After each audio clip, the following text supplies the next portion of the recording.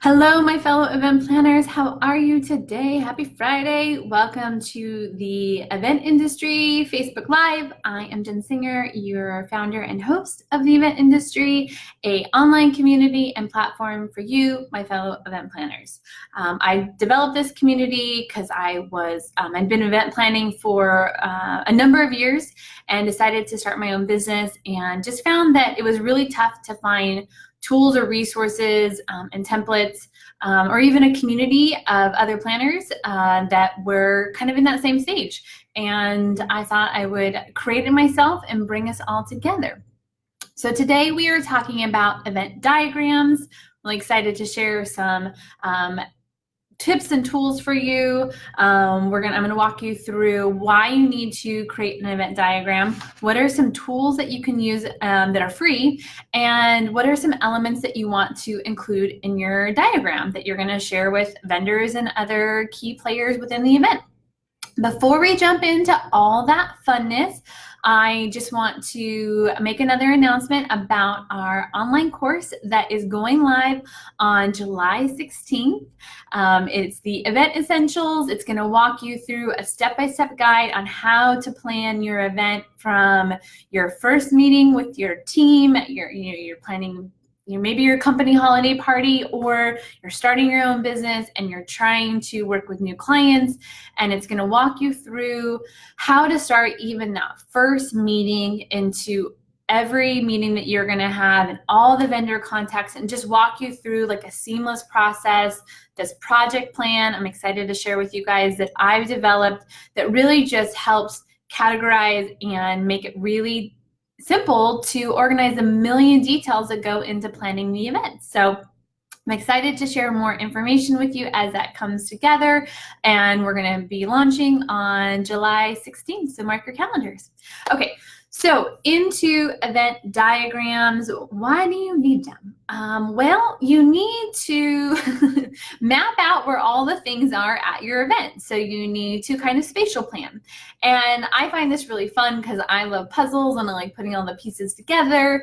And it's really fun to think about like how you're going to create space for the people to enjoy it, and where you're going to put, the check-in, and where you're going to put bars and lounges and all the things.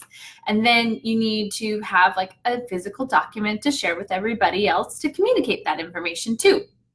So you need to create this diagram, and it doesn't have to be super complicated, and you also don't need to be a graphic designer in order to do it. But you do need to kind of figure out where everything is going to be at the event, so you make sure that you have enough space. Now there's two tools that you can use. I think there's multiple tools, but there's two tools that many people use that are out there, that are online, and they're totally free to create an account. There's All Seated and Social Tables that are pretty common. And like I said, they're completely free. I think All Seated starts charging you after you do like, 29 events, like a lot of events. I really prefer All Seated because I find its platform like really user friendly. If you were going to go on and create an account, you can go under seating, and it will walk you through like how to create an event diagram. What's really awesome about this platform is that it has a ton of the venues that are in your city already populated in there. So say when you create an event and you're doing it at the Hyatt, you can look up for the different spaces of the Hyatt that could be in your city, and it should have like a blueprint or a floor plan of that actual space. So you can like be planning in the dimensions of the room that you're hosting your event in. Now, there's some caveats to this, like not every venue and not every space are in there, and you might have to get the dimensions from your from the venue and put them yourself. But then it kind of inputs like the tables and the chairs and all the things for you into that space. So really super friendly. Social Tables can be also easy. I don't know. I just find it a little bit more challenging to use. Maybe I haven't used it as much, but anywho, both are free. Very easy to kind of pull together your event details. Okay, now, so what do you want to put on the diagram? you want to include all the tables.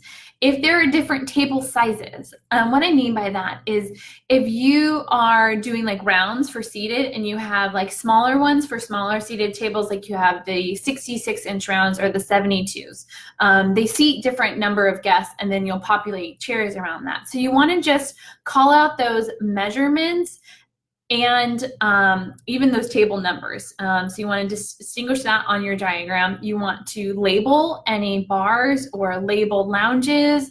Kind of this tool lets you kind of put words over different things, so you can say like photo booth or bar one or lounge. Really user-friendly in terms of all of those things. You also could number each table. So say you're doing like a seated dinner and you have 30 tables, you can go through and start looking and assign the different table numbers. Really great thing to do.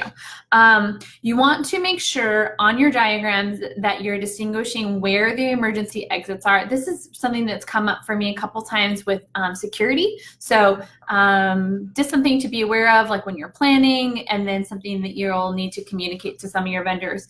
Also, if you can indicate where any load-in specifics are, that's another good thing to add on the diagram. When you download the diagram, it'll give you different size options. You want to make sure that you choose the letter. It'll like default to like some small size, and then people won't be able to read all your little fonts and all the things. So just make sure that you default to a letter size. You want to make sure that you send this out to vendors at least 2 weeks in advance, so they have a chance to like look things over or ask questions. And if you have the opportunity to do a walkthrough and go through the diagram specifics with them, that could be helpful. I would recommend too that you go, before you share this document and this diagram with everybody, that you're going to the site and making sure all of the elements that you outline actually fit in that space. There's been so many times where things look great on the program, and then I get in that space and I think, oh, this corner would be great for this lounge, and then enough room for people to walk around, and then I'm there and it's not enough space, and we kind of have to like revisit and kind of put things in different spots. So make sure that you do that in advance if you have the opportunity to be in that space, and kind of go back and forth and make sure everything's going to fit, and then send it out to your vendors at least 2 weeks in advance. Do a walkthrough with them if you can. So there you have it. It is important that you do a diagram. It doesn't have to be super complicated. You can use all seated or social tables. You want to include any specific sizing on the tables, or say you have a backdrop, you want to kind of call out like stage specifics. That comes up a lot, like AV team or decor team will want to know like how big the stage is if you have a stage, and number all your tables if you're able to, and hopefully this will help you with your next event. If you have any questions, you can email me at hello@theeventindustry.com. That's hello@theeventindustry.com, or visit theeventindustry.com for any more tools or resources to help you plan your next big event. Have a great weekend. Thanks, everybody.